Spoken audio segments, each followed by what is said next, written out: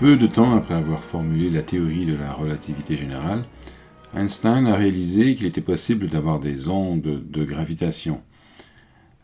Et ensuite, disons que ses opinions sur la matière ont changé à tel point qu'à un moment donné, il était convaincu que ce n'était plus possible. En fait, la possibilité théorique d'avoir des ondes gravitationnelles était dans l'air jusque dans les années 50, où la question a été finalement, c'est-à-dire réglée. C'est donc qu'il y a une certaine ambiguïté en la matière que nous allons bien sûr résoudre dans ce nouveau chapitre. L'existence théorique donc des ondes gravitationnelles ne peut pas dire qu'elles soient cependant observables. Dans les années 70, on a eu une évidence indirecte de leur existence en raison de la décroissance de la rotation, ou plutôt de la variation, je devrais dire, de la période d'un pulsar. Donc c'est une observation célèbre qui avait eu un prix Nobel, on en reparlera un peu plus loin. Mais quand moi-même j'ai appris les rudiments de la relativité générale il y a à peu près 40 ans, je n'aurais jamais pensé qu'on pourrait un jour détecter directement des ondes gravitationnelles. Et pourtant, c'est ce qui a été fait en 2015. Et c'est le point culminant d'un très grand projet scientifique qui a duré, je dirais, des décennies et qui constitue probablement l'une des expériences les plus remarquables de la science dans les dernières décennies. Donc, je parle bien sûr ici du détecteur LIGO et d'une nouvelle forme d'observation astronomique. Donc, dans ce chapitre, nous allons étudier les bases de ce que sont les ondes gravitationnelles, leur description mathématique, la façon dont elles se propagent et la façon dont elles sont émises par des sources. Et à la toute fin, on reviendra sur cette expérience remarquable de LIGO. Donc, on va commencer par écrire les équations d'Einstein pour la relativité linéarisée. Qu'est-ce qu'on veut dire par là? Donc, les équations de la relativité générale sont non linéaires, elles sont assez compliquées. Et cependant, dans une certaine limite, celle où la déformation de l'espace-temps par rapport à un espace-temps plat est très petite, eh bien on peut les simplifier considérablement. Donc c'est ce qu'on entend par linéarisation ici. On va supposer que les déformations sont très petites. Donc on va écrire, pour faire ça, le tenseur métrique, généralement comme une petite déformation que j'appelle HIJ par rapport à la valeur du tenseur métrique dans l'espace de Minkowski. Donc c'est coutume, bien sûr, de désigner par eta ij le tenseur métrique dans l'espace de Minkowski. Donc, c'est le tenseur diagonal avec composante plus 1, moins 1, moins 1, moins 1. Et le fait d'écrire cette décomposition ici soulève certains, non pas des problèmes, mais il faut faire attention. Donc, ceci est une constante. Le eta ij ici est traité comme une constante. Ce n'est pas, à proprement parler, un tenseur dans l'espace-temps, parce que ça ne se transforme pas comme un tenseur lorsqu'on fait des transformations générales de coordonnées. Par contre, ça se transforme, oui, comme un tenseur lorsqu'on fait un type particulier de transformation, qui sont justement les transformations de Lorentz. Mais les transformations de Lorentz qui prennent cette forme, c'est-à-dire des transformations linéaires dans les coordonnées, ce n'est qu'une classe de transformation de coordonnées parmi d'autres. Ce n'est pas général, bien sûr, c'est la relativité restreinte. Donc, au sens de la relativité générale, eta ij n'est pas un tenseur, alors que gij en est un. C'est donc que la déformation qu'on a écrite ici, hij n'est pas un tenseur non plus, au sens de la relativité générale. Cependant, ça va être un tenseur du point de vue Minkowski. Donc, on va distinguer ici des tenseurs Minkowski, c'est-à-dire des objets qui se transforment comme des tenseurs en relativité restreinte dans l'espace-temps de Minkowski, et des tenseurs généraux qui se transforment comme des tenseurs lors de transformations de coordonnées qui sont générales. En fait, dans ce chapitre, on va presque oublier qu'on fait de la relativité générale, parce que le formalisme va être essentiellement un formalisme de relativité restreinte, et les transformations de coordonnées générales que l'on peut faire vont prendre la forme de transformations différentes, qu'on va appeler transformations de jauge, comme on va le voir. Donc, sous ces transformations de Lorentz, bien sûr, on sait que la matrice jacobienne de transformation est donnée par ça ici. Son inverse, bon ici j'ai employé cette notation que je n'ai pas vraiment employée avant, donc je devrais simplement dire que ceci est la matrice inverse de cela et ça suffirait amplement. Eh bien, on applique cette transformation, bien sûr, la déformation dans le nouveau système est donnée par ça, et je n'ai pas mis de prime sur état ij parce que c'est une constante, ça ne dépend pas du référentiel, et j'appliquerai cette matrice ici qui est l'inverse de celle-ci, donc comme ça, sur l'ancienne valeur, et j'obtiendrai bien sûr cette transformation, parce que je sais que par définition de ces matrices de transformation de Lorentz, eh bien la partie état ij, elle, est invariante, c'est la même.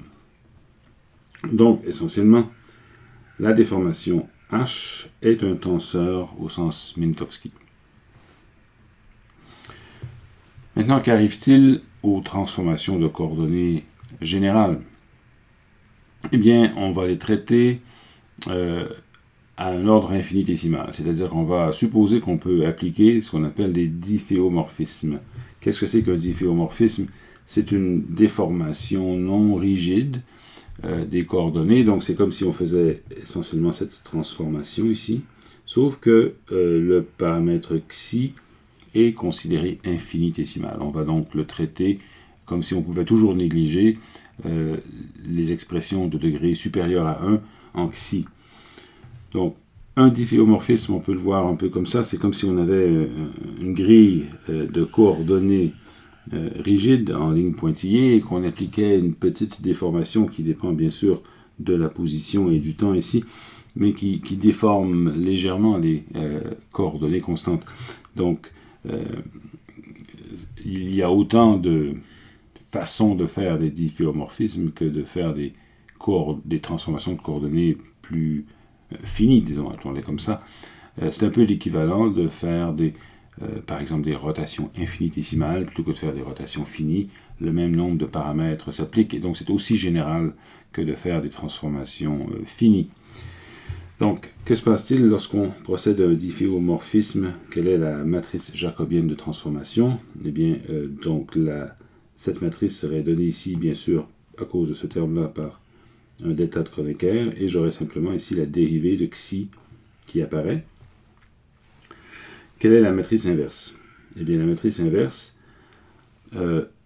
on peut la calculer au premier ordre. Donc, c'est comme si on prenait l'inverse de cette matrice-là, et on peut montrer facilement que c'est donné par exactement ceci, avec un changement de signe, tout simplement, entre les deux. Comment est-ce qu'on peut le montrer un peu plus explicitement? Alors, on va le vérifier plutôt. Donc, en fait, il faut vérifier cette relation, et cette relation dit simplement que cette matrice ici est l'inverse de celle-ci, n'est-ce pas? Parce que je somme sur K, indice de colonne du premier facteur, indice de rangée du deuxième facteur, et j'obtiens delta ij. Alors vérifions. Le premier facteur, donc avec les indices i et k, serait ceci, et le deuxième, avec les indices k et j, serait celui-ci, avec le signe différent, comme on prétend. Alors on néglige les termes qui sont quadratiques en xi. Les deux premiers, quand on en fait le produit, bien sûr, ça nous donne simplement, quand on somme ici, le delta ij. Okay? Et donc les termes croisés, celui-ci et celui-ci, nous donneraient, alors suivant les indices, delta ik fois ceci me donnerait delta j xi i. Je devrais écrire celui-là plutôt, parce que c'est celui qui vient avec un signe moins, alors que dans l'autre sens, ici, ça me donne encore une fois delta j xi i avec un signe plus. Donc évidemment, les deux termes croisés s'annulent l'un l'autre à cause de la différence de signe, et il me reste essentiellement le delta Kronecker, donc la matrice identité. Donc on a montré qu'au premier ordre en xi, cette expression me donne bien la matrice jacobienne inverse. Bon. Maintenant, comment se transforme le tenseur métrique lorsqu'on applique un difféomorphisme comme celui-ci? Donc, bien sûr, ce tenseur métrique transformé est égal à cette constante plus la déformation transformée, par définition. Et on applique donc la matrice jacobienne deux fois, okay, avec les indices appropriés sur ceci. Quand je dis les indices appropriés, c'est-à-dire que, par exemple, le premier, donc la première matrice contient les indices I et K, d'accord? Et la deuxième matrice contient les indices J et L, comme ça. Donc pour simplifier cette expression, je vais négliger tous les termes qui sont trop petits, donc par exemple quadratique en xi, parce que xi est infinitésimal. Je vais aussi négliger les termes qui sont quadratiques en xi et h, parce que h est petit, xi est petit, et ainsi de suite. Donc il va me rester par exemple ce terme-là, bien sûr, qui me donne directement ça. Et j'aurai un terme comme celui-ci, ça avec ça, d'accord? Donc c'est ce que j'ai ici, avec un signe moins. J'aurai le terme qui serait comme celui-ci, ça, avec ça, avec ça. Donc c'est comme ça ici. Et à la fin, bon, j'aurai aussi ça ici qui me donne le dernier, d'accord? Donc là, bien sûr, je fais un peu de ménage d'indices avec les deltas de Kronecker, les tenseurs métriques qui me permettent d'élever et de baisser les indices, et j'obtiens à la fin cette expression. Ce qui me dit que la déformation transformée lors d'une transformation générale des coordonnées, qui est un difféomorphisme dans ce cas-ci, est donnée par cette expression. Donc ça, c'est une relation importante.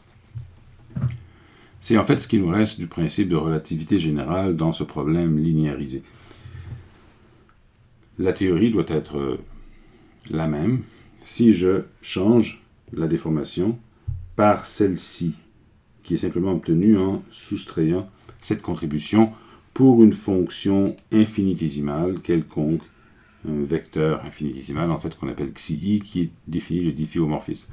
Donc, cette transformation, on va plutôt la considérer ici comme une transformation de jauge par analogie avec l'électromagnétisme, où on peut prendre le potentiel vecteur et le modifier en lui ajoutant le gradient d'une fonction quelconque, mais on va faire la même chose, cette fois pour cette déformation h.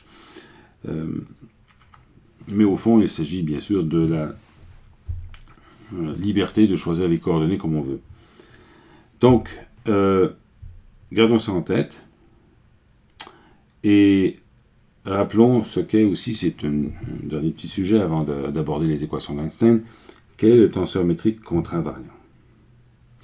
Donc, pour le tenseur métrique contravariant, je vais écrire cette relation ici avec un signe différent de celle que j'ai ici. Alors, attendez-moi. Donc, j'ai cette relation avec un signe plus. Et au lieu d'élever les indices partout, ce qui semblerait la chose naturelle à faire sans trop y réfléchir, mais je dois prendre garde ici d'apporter un signe moins ici. Pourquoi? Parce que cet objet-là n'est pas la déformation de GIJ, c'est plutôt la version contravariante de la déformation HIJ avec des indices covariants.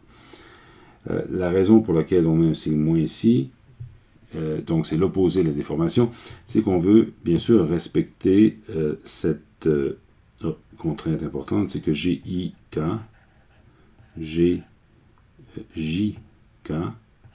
est égal à delta IJ, ça c'est important. L'un tenseur doit être l'opposé de l'autre, donc c'est ce qu'on peut faire, c'est ce qu'on peut accomplir si on met le signe ici. Donc on aurait en fait eta IK moins HIK produit avec eta JK plus HJK. Et bien quand on écrit ce truc-là, encore une fois, on néglige les termes qui sont quadratiques en H.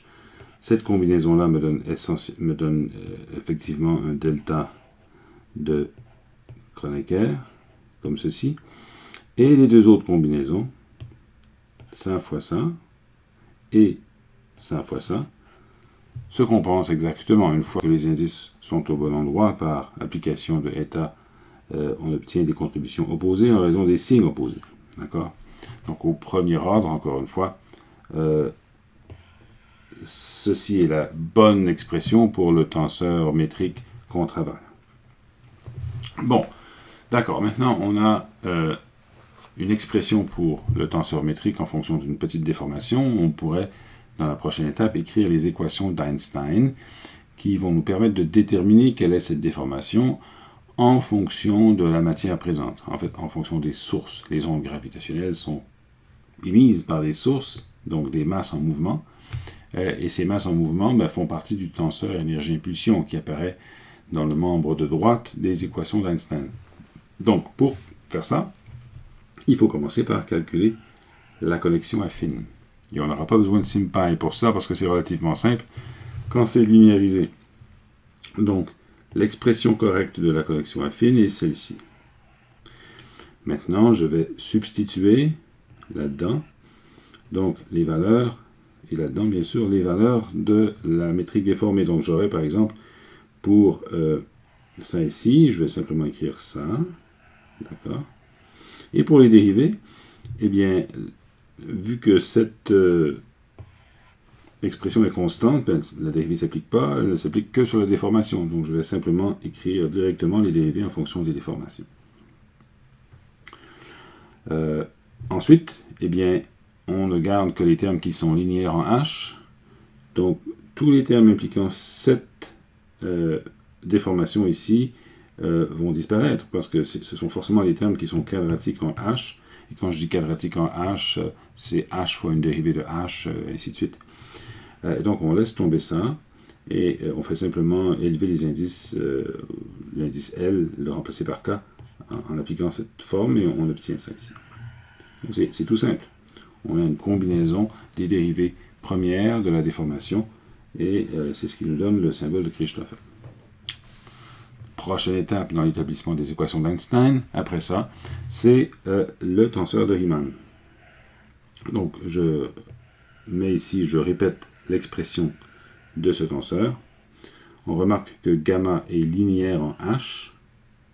Donc, tous les termes qui sont quadratiques en gamma vont disparaître aussi dans l'approximation linéaire. Donc, je ne m'en occupe pas. Je ne fais qu'écrire ça strictement. Et c'est ce que je fais ici. Littéralement, je recopie cette expression ici, avec une dérivée de plus pour ça. Et ici, avec une dérivée de plus pour ceci. Sinon, c'est essentiellement donc l'expression qui est tirée de ça ici, sauf que ce n'est pas les mêmes indices, hein, n'est-ce pas? J'ai LKI, ici j'ai KIJ, donc il faut que je change les indices de manière appropriée à partir de cette expression ici pour arriver à ces deux parenthèses. Je combine les deux, donc certaines expressions là-dedans vont disparaître, en l'occurrence la dérivée par rapport à XI de DJ ici va être annulée par celle-ci, okay, qui est la même chose. L'ordre des dérivés n'est pas le même, mais sinon le signe est différent aussi, parce que j'ai un signe moins ici. Donc, il ne reste que 4 termes au total dans l'expression du tenseur de Riemann. Pas si mal. Le tenseur de Ricci, qui intervient dans les équations d'Einstein, donc, est cette contraction du tenseur de Riemann avec l'indice J. Donc voilà, je répète ce que j'avais comme expression tout à l'heure. Je fais simplement mettre les deux indices L et J identiques. J'obtiens ça. Voilà, il reste à calculer la courbure scalaire. Pourquoi? Parce que dans les équations d'Einstein, où sont-elles? Elles sont ici, les équations d'Einstein. D'accord, donc j'ai le tenseur de Ricci et j'ai la courbure scalaire qui intervient. Donc la courbure scalaire, c'est la contraction de ce tenseur. Donc j'ai GIK, RIK. Encore une fois, RIK est linéaire en H. Donc dans le GIK ici, je n'ai besoin que d'inclure la partie constante de Minkowski, pas la partie déformée, qui serait quadratique en H. Donc je fais ça, j'élève les indices appropriés, j'obtiens à partir de cette expression celle-ci. D'accord. Parfait. Très bien. Je vais simplifier un petit peu. Ici, on remarque qu'on a une demi. Ici, ces trucs-là commutent. Je pourrais changer I pour J. Dans les deux expressions, j'aurai la même chose. Donc, j'ai en fait un seul terme ici qui représente les deux contributions ici. Et même chose ici, j'aurai simplement le carré de la dérivée qui s'applique sur la trace du tenseur H. Donc c'est ici que la trace du tenseur H intervient. Donc on l'écrit comme ceci. Le carré de la dérivée, on l'écrit comme ça. C'est un symbole qu'on emploie souvent, donc on appelle ça le d'Alembertien, ce petit carré. Et petite parenthèse légère ici, pourquoi le petit carré, bien sûr, et pourquoi d'Alembert? Le Laplacien, vous connaissez cet opérateur, on l'écrit souvent comme ceci. C'est un peu moins fréquent, mais ça arrive souvent qu'on le voit sous la forme d'un triangle droit, alors qu'ici on a un triangle inversé qui est le nabla au carré. Et donc ce Laplacien apparaît dans l'équation de Laplace, bien sûr, c'est pour ça qu'on l'appelle le Laplacien.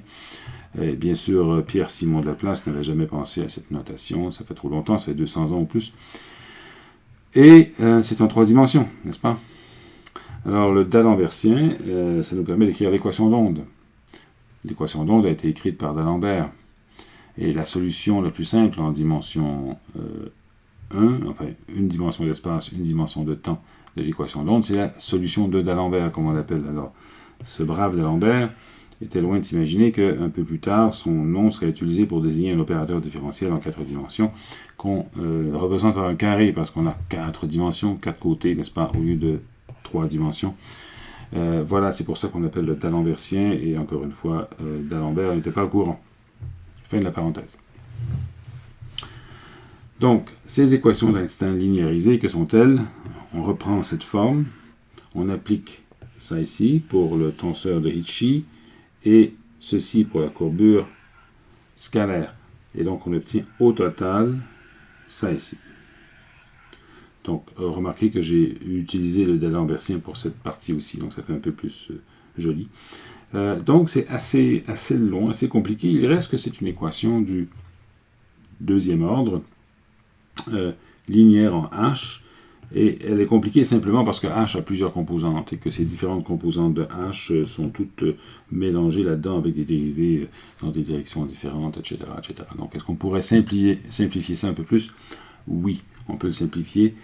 Premièrement, en introduisant une autre variable, un léger changement de variable. On va introduire la déformation que j'appelle ici H bar, rien à voir avec la constante de Planck, bien sûr. H bar IJ qui va être défini comme HIJ moins une demi eta IJ fois H qui est la trace de HIJ. Donc j'appelle ça la déformation à trace inversée. Pourquoi? Parce que si on prend la trace de H bar, donc ici, on a la trace, donc ce serait ça ici, bien sûr on aurait la trace de H, comme ça, moins la trace de ce truc-là. Donc la trace de eta IJ c'est 4. 4 dimensions, donc c'est 24. Donc ça serait moins 2H. Donc ça c'est déjà H, donc on a moins H. Autrement dit, la trace de H bar est l'opposé de la trace de H. C'est pour ça qu'on appelle ça la déformation à trace inversée. Bon, alors comment est-ce que ça peut simplifier notre équation? Bon, alors on va faire le petit calcul. On part de tout ce qui est ici. Et on va remplacer HIJ par H bar IJ plus ça ici. Donc j'aurai un plus parce que c'est comme si je mettais ça de l'autre côté. Et ici, je vais écrire uniquement les termes qui proviennent de ces termes-là et qui impliquent H, pas les termes qui impliquent HIJ, parce qu'eux vont être exactement les mêmes que ceux-là. Donc, uniquement les termes qui contiennent H. Donc, j'aurai par exemple de ce terme-là, j'aurai quelque chose qui serait comme ceci. J'ai essentiellement pris le HJI ici et j'ai appliqué cette forme eta JI qui devient un delta de Kronecker. Donc, c'est comme dans cette équation, si je sommais en sommant sur J, si je remplaçais les dérivés par delta del I appliqué sur H. Et donc, c'est ce que j'obtiens ici. D'accord? Donc, cette contribution vient de ce terme. De ce terme, j'obtiens cette contribution. En fait, ce terme-ci par rapport à celui-ci est obtenu en échangeant I et K. Ensuite, j'aurai une contribution qui vient de... celle-là, elle est littérale, donc elle va apparaître ici. Je la mets en mauve parce que ce sont les termes tels qu'ils apparaissent là. J'aurai le d'Alembertien ici. Le d'Alembertien avec HKI. Donc HKI deviendrait ici eta KI. Toujours avec le plus une demi, donc évidemment donc j'ai un signe moins ici, j'ai un signe moins ici. Et j'aurai ici, encore une fois, le terme obtenu en substituant ici, donc eta LJ, ça va me faire un d'Alembertien ici, et ça me donnerait cette contribution. Et enfin, j'ai celle-ci qui apparaît, et que je reproduis ici. Bon, alors on voit en faisant le ménage que donc, ces deux termes-là ensemble vont compenser exactement celui-ci. Et que ces deux-là ensemble vont compenser exactement celui-ci. Ce qui fait que, au total, quand j'exprime ça en fonction de la déformation h bar, eh bien, je n'ai que les termes suivants qui apparaissent dans l'équation finale, en fonction de h bar cette fois. Donc, j'ai simplifié, j'ai 4 termes dans cette expression, au lieu d'en avoir 6. Bon, ça vaut la peine pareil. Donc, on va travailler dorénavant avec cette déformation à trace inversée. Maintenant, souvenez-vous des transformations de Lorentz, pas de Lorentz, pardon, les transformations de jauge, voilà, celle-là. Bon, ben, elle s'applique bien sûr à h bar aussi, mais il faut voir quelle est la forme exacte de ces transformations pour h bar. Alors, commençons par h. Donc, comment est-ce que h, la trace de hij, se transforme-t-elle lors des transformations de jauge? Je n'ai qu'à prendre la trace de cette expression. Donc, je prends la trace, j'ai h' égale h, et la trace de ce truc-là, donc ça correspond à mettre un des indices en haut et à le mettre égal à l'autre, donc à contracter, j'aurai 2 fois la divergence de xi. Voilà, donc c'est comme ça que la trace de h se transforme. Alors, comment se transforme hij bar lors d'une transformation de jauge? Eh bien, suivant la définition, la transformation sera la même que celle de hij, sauf pour ce terme supplémentaire, donc je dois inclure un terme supplémentaire avec un moins une demi, est hij, et la transformation de h. Donc, j'ai, à partir de là, exactement cette forme ici, sauf que j'ai remplacé h par h bar, et je soustrais une demi de ça, donc ce qui me donne, avec fois est hij, donc ce qui me donne bel et bien ceci. C'est la transformation de jauge pour h bar et j. Bon, donc, suite à ça, je vais pouvoir montrer la condition suivante. Donc, la jauge de Lorentz, c'est une condition qu'on impose en électromagnétisme, n'est-ce pas? C'est une condition qu'on impose au potentiel vecteur et qui prend la forme suivante. D'accord? Donc ici, on va l'appeler jauge de Lorentz, une condition qu'on va imposer à la déformation à trace inversée, cette condition-ci. On va montrer qu'il est possible toujours d'imposer cette condition. Alors, voyons voir comment c'est possible. Donc, étant donné cette forme pour la transformation de Lorentz, la transformation de jauge, je persiste à associer Lorentz à ça, je ne sais pas pourquoi.